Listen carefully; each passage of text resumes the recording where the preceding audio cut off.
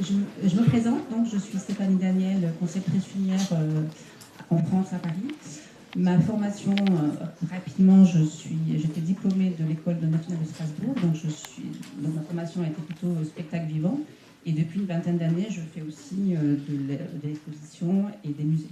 Donc j'ai deux casquettes, exposition permanente et exposition d'œuvres et spectacle vivant.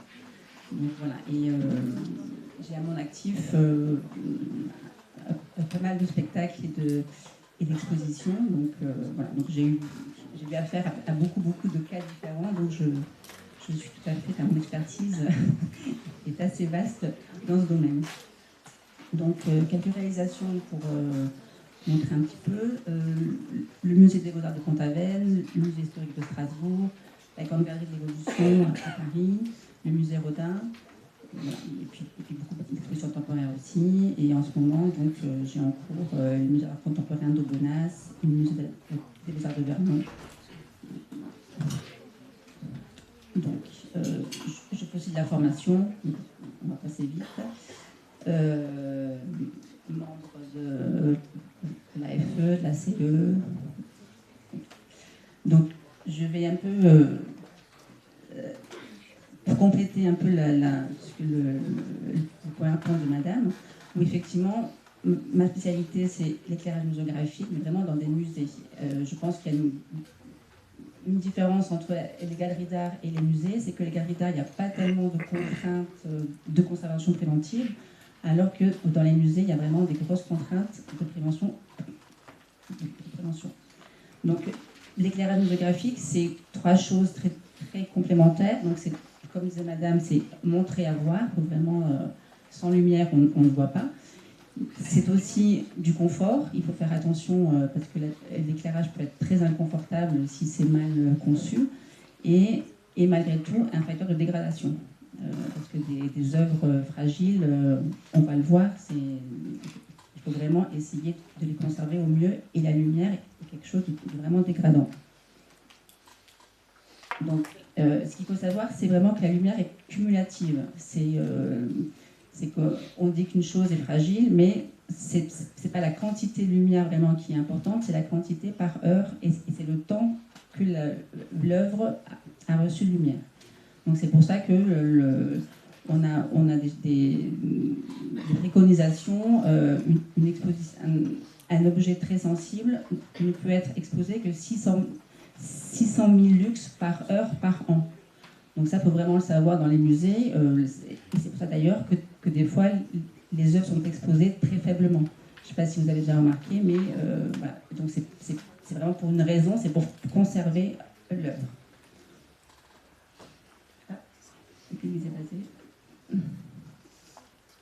Donc il y a plusieurs catégories d'œuvres.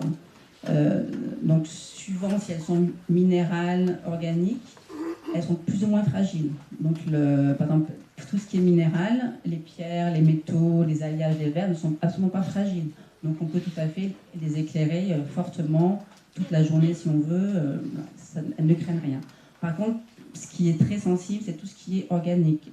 Le papier, les plumes, les cheveux, le textile, les aquarelles, ça c'est très fragile, il faut vraiment avoir une précaution particulière. Donc c'est pour ça qu'on parle des 50 lux, mais les 50 lux ne sont pas vraiment, c'est pas comme ça qu'il faut fonctionner, c'est 50 lux pendant 8 heures par jour, 3 mois tous les 3 ans. C'est-à-dire que quand au bout de 3 ans, enfin, au bout de 3 mois, normalement une œuvre fragile doit être mise dans un placard pendant 3 ans, pour après ressortir et être exposée. Donc, et c'est vrai que tout ce qui est œuvres modernes sont moins fragiles, mais, même si quand même, il faut quand même les respecter pour les générations futures.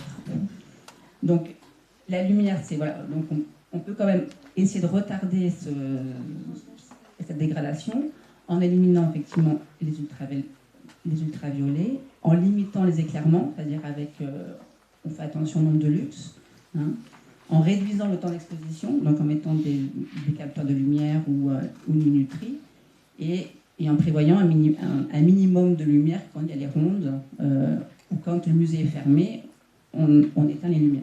Et comme ça, on préserve vraiment les... Donc, comme Madame disait, effectivement, il y a la lumière naturelle et la lumière artificielle.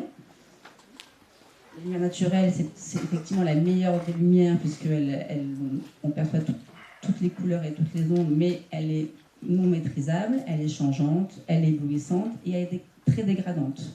Par exemple, là, nous avons une chaise à porteur qui était exposée côté à la fenêtre et de l'autre côté de la fenêtre, et on voit que quand elle est exposée à la fenêtre, le rouge a disparu complètement. C'est la même chaise à porteur, mais côté fenêtre et côté ombre. Et on voit bien tout de suite la différence. Là, on voit aussi qu'une lumière pénétrante, il y a 600 lux, alors que normalement, un tableau devrait être éclairé à 150 lux, voire 200 lux. Donc là, ce tableau, dans quelques années, va être complètement dégradé. Comme Madame disait, il faut éviter d'exposer un tableau en face d'une fenêtre, parce qu'on voit tout de suite que... Voilà. Alors, en architecture, effectivement, c'est la lumière naturelle et il faut effectivement la convoiter, mais il faut aussi la maîtriser. Là, vous voyez ici, et c'est simplement un toit.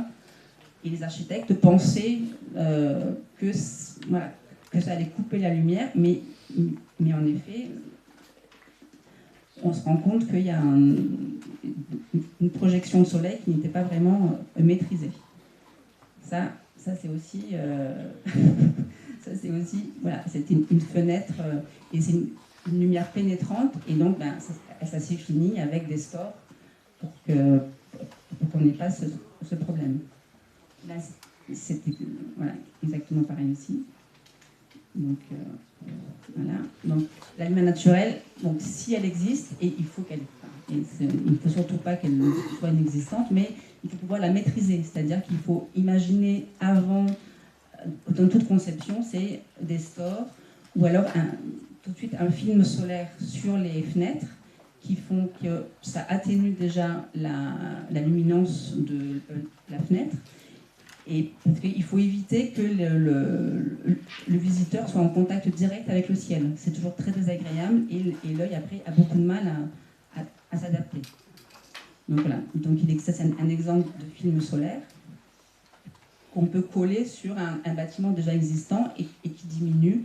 Donc il y a plusieurs types de films suivant l'effet voulu. Donc on peut aussi filtrer avec des vélums, des rideaux. Voilà. Et par contre, pour les expositions temporaires, il faut en plus imaginer une occultation possible, totale. Parce qu'il y a des prêteurs, là je parle de grands musées, des prêteurs qui ne veulent pas exposer leurs œuvres si elles sont exposées à plus de 50 lux. Donc ça, bon, on se rend compte aussi que la lumière naturelle, c'est très beau, mais ça ne suffit pas. Là, par exemple, c'est le musée Rodin avant sa réhabilitation. Les œuvres sont en contre-jour. Donc c'est pour ça que la lumière artificielle est quand même un bon complément pour éclairer les œuvres. Donc là, je vais faire un petit topo sur la technique la plus adaptée, à mon sens, pour éclairer des œuvres dans un musée. C'est donc la lumière artificielle.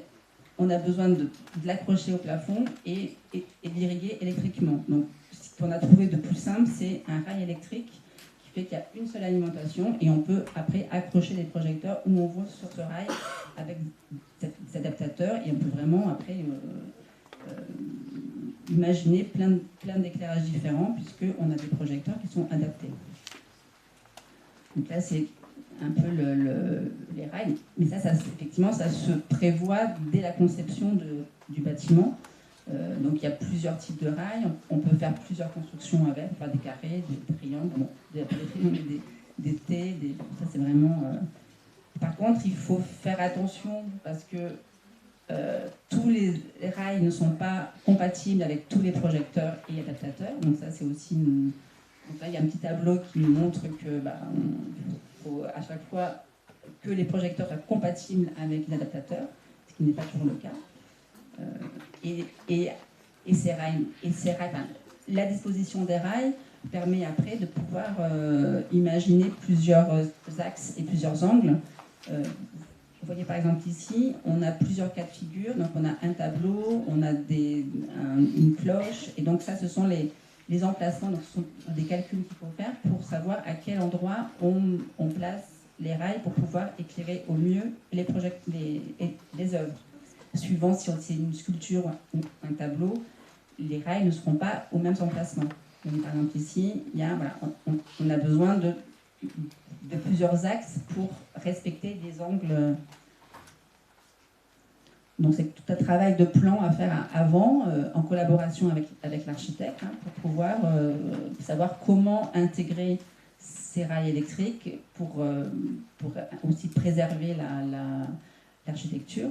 Mais ils sont indispensables, c'est quand même des rails qui sont indispensables.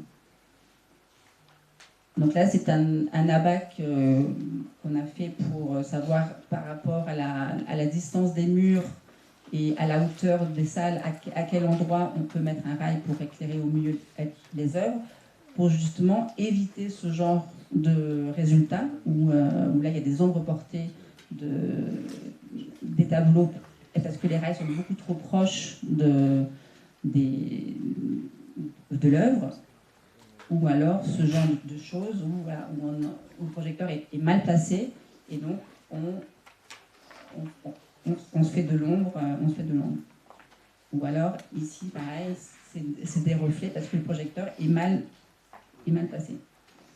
Donc là, je vous montre plein de petites images de rails pour montrer que ces rails-là, même si ça semble être moche et technique, peuvent être intégrés dans des cas de figure très différents. Bon, c'est pas toujours, celui-là, c'est pas très heureux, mais voilà. Donc là, c'est quand même plusieurs cas de figure qui montrent qu'il n'y a pas de... après, toute la technique et la collaboration avec l'architecte pour savoir comment intégrer au mieux ces rails dans l'architecture. Bon, je vais peut-être m'arrêter là. Je pourrais continuer encore des heures parce qu'il y a tellement de choses. Voilà, c'est vraiment encore... Ça, c'est un musée en Autriche où là, il n'y a absolument pas de rail, mais voilà, donc ça prouve qu'il y a une lumière constante, générale, mais on ne peut absolument pas accentuer et ils ne peuvent pas accueillir de choses fragiles parce que c'est un éclairage très, très lumineux. Donc après, effectivement, il faut savoir à l'avance à quoi va servir, enfin, que va accueillir le musée pour savoir quel type aussi d'éclairage on doit mettre en place et quelle infrastructure.